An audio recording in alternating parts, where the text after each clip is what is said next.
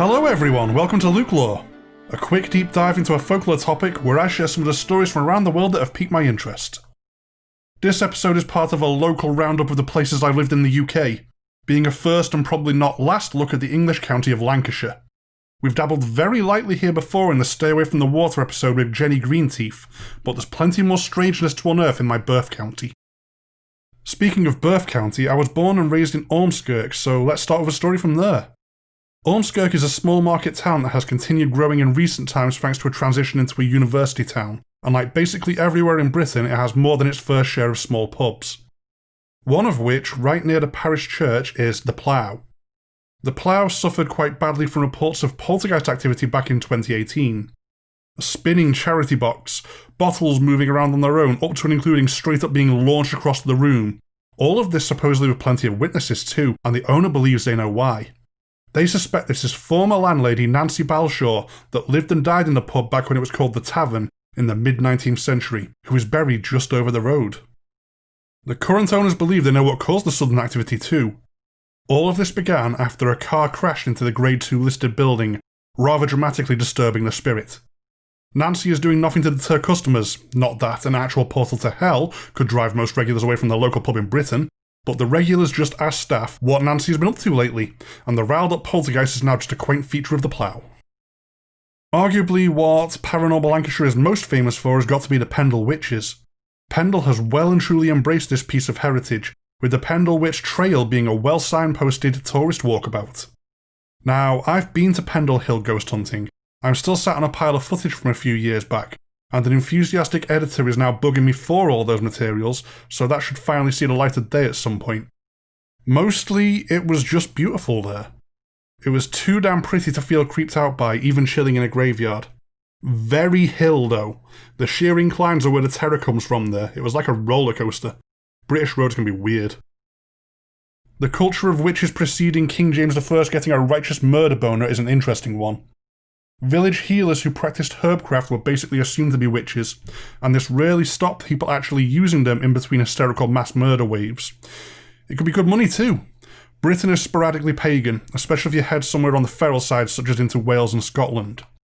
Witchcraft wasn't even a capital crime in Britain until 1563, and it took a big push from King James I with a very early propaganda campaign in his book Daemonology to really get these hedge witches as dead as the church wanted them. Assorted popes had been thrill-killing women for centuries before this, but in Britain up to the 16th century, got a headache, this cut smells funny, I'm off to see the village witch. Roll over to the 1600s though, burn the witch while you have a headache and a septic cut, very likely getting an ironic death to go with your self-righteous execution, since you just set your local healer on fire for a laugh. Now, back to how much money a witch could make. Not every accused witch was a healer, plenty were just slightly odd women, but others were slightly odd women making a living. What it looks like in Pendle is that two rival families laid into each other, playing with fire and getting burned, only metaphorically here since Lancashire County hung witches to death. The Demdike family and the Chattox family, headed by impoverished widows Old Demdike and Mother Chattox, seemed to have been competing for business and fought to take advantage of the anti-witch fetish of the king. Unfortunately, both families had the same idea, and mutually assured destruction, with a smattering of collateral damage, followed. The graveyard I was hanging around on in Pendle for the ghost hunt has an interesting history related to this. St Mary's Church, New Church, has something of an unusual reputation. The Nutter family, a name I promise you is hilarious to the British but probably means something both innocent and practical, bury all their family members here. This becomes a problem with Alice Nutter, one of the witches executed as part of the fallout from the Demdike-Chattox feud. According to accounts of the trial, Alice truly believed in her powers and met her end with the hangman after confessing in some detail, by some accounts from there being chopped up after her death. Where this becomes a problem for the surviving family is that witches are not allowed to be interred on holy grounds. The Nutter family were having none of this, and sneaked the assorted bits of Alice into the graveyard at random so she could rest in pieces among the rest of her family. The church itself now has a unique marking. There's an eye carved into the brick of the church. This is either the evil eye, or the all-seeing eye of God, depending on who you talk to. Whichever it truly is, it was placed there to be a ward against evil influences watching over the remains of everyone in the churchyard. As with basically everywhere in Britain, Lancashire has black dog stories. Kind of plural, Lancashire is pretty black dog dense. How black dog dense exactly depends on your name count. Guy Trash and Trash are very likely the same black dog with name variants. Same for Skriker and Striker. When you see something called Grim, that's probably a shorthand for a church grim, which isn't quite the same thing as a black dog. Bargwist and Shag seem to be variations of generic black dog terms. Shag being another take on shaggy dog descriptions, while once again being an hilarious name for British residents with a shag being slang for sex, and Bargwist being the lanky twang for Barguest or Barguest. I've also seen mention of Padfoot in Lancashire, which will make Yorkshire furious, and the city of York itself throwing some shade by saying the Bargwist is their black dog in places, despite being on the other side of the country. Slight aside here, separated by the Pennines, a series of angry hills threatening to become mountains at times, Lancashire and Yorkshire hate each other, especially along the Pennines themselves, where by accent and culture there's basically no difference between the residents of the two counties, making them loathe each other all the more. Padfoot is Yorkshire's black dog and a personal favourite of mine for how weird they are. They very likely roam over to the Lancashire side as they go about their business, almost certainly causing even more strife as the two shires argue over whose black dog it is. For more Padfoot, go check out my Black Dogs episode. Honestly, this may seem like a lot of info, but it's a surface level reading of black dogs. They're a huge field within British, and global for that matter, folklore. I found a neat excerpt online that I'm having trouble fully attributing called The Legend of the Black Dog, which is either written by or shared by Sandy Phillips on shorebread.com, and it seems to relate to Lancashire black dogs. I think it's pretty damn neat, so here it is in its entirety.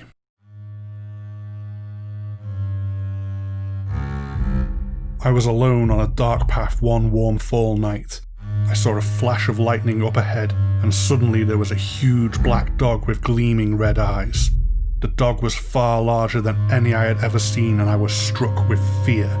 There was another flash of light, and again his eyes shone a red glow. His coat was shaggy, yet his stance powerful. I was overwhelmed by the scene, somehow knowing the dog was not of this world, yet I felt truly no mean-spiritedness in the dog's demeanour. Slowly the image faded into the darkness, and I continued on my way. For a Lancashire-specific demon puppy, Guy Trash is pretty interesting. Referred to as a ghost or spirit in various sources, this entity has fur folk red flags all over the place. A duality of nature where they're as likely to help lost travellers as they are to lead them further astray, this black dog also has a knack for shape-shifting. As well as the iconic gigantic hellhound look, Guy Trash can also play possum as a less hell-looking hound. It can also masquerade as mules or horses that are never found ridden. It can be a crane bird, because why the hell not when your son pranks the Fae, and it also has another distinctive and terrifying form it can take. I quote now directly from Joseph Wright's The English Dialect Dictionary. Guy Trash can take on the form of an evil cow whose appearance was formerly believed in as a sign of death. You're probably laughing now, but if, when you're travelling alone at night across the lonely roads of rural Lancashire, you look up, and there, silhouetted in the starlight, is a giant cow, black as pitch and with the blazing orange eyes of a black dog, you'll probably laugh again. But you shouldn't. You should be kissing your ass goodbye. That, and I quote again, evil cow is a death omen. You're in for a Final Destination style bad time. Bring a spare friend and hope it gets there instead. Black dogs get a lot of attention from me, and I do love me some hell puppies, but I've got a great cat story from Lancashire to mix things up a little. This is the spectral cat of Leyland. Way back in the 12th century, the Church of Leyland was set to be built in earnest. A church of some form had been present before this, but this was the laying of the foundations of what went on to become the church Leyland has today. Or at least, the attempted laying of the foundations. They kept being moved in the night. Workmen would set up one day to begin work the next, and come back in the morning to an irate farmer who's had stones dumped on their land. So the priest enlists some local men to watch for the culprit. Local men who promptly get drunk and fall asleep. When the priest comes to check up on them, and rouses them from a drunken slumber, after a little arguing they realise something strange is happening. A great black cat with unearthly eyes and a barb on the end of its tail was picking up a stone like it was nothing, and taking it to the field just over the way to spit it out. They all watched this strange spectacle for a while in shock. This giant, clearly otherworldly kitty moving the stones the masons need for whatever bizarre cat logic reason. Now, one of the priest's companions decides to leap into action here. They muster their bravery, raise their club, and charge in to beat this ethereal cat into submission, to smite the feline spectre with righteous fury. Okay, anyone who knows regular cats want to place the bets on how well this goes for him? The cat proved to be two things: immune to physical damage, and an angry giant cat. It leapt onto its attacker, ripped his throat out with its teeth, and ran off in a huff not to return. So, yay, Church Foundation stopped being moved? Leyland Church as it is now known today first got built. But Spectral Cat 1, slightly drunk guys with Club 0. Probably could have done with a church grim to chase this kitty away. Certainly shouldn't have run over and tried to hit it. A regular cat would come up fighting, let alone a giant demonic spectral one. Ending an episode with a monstrous cat tearing someone's throat out is clearly ending on a high note, so that's going to be all for this episode. We had before where I currently live, and now we've had where I was born, but we have one more significant location in Britain for me yet. I'll get to it soon, but I'll leave you in suspense for now.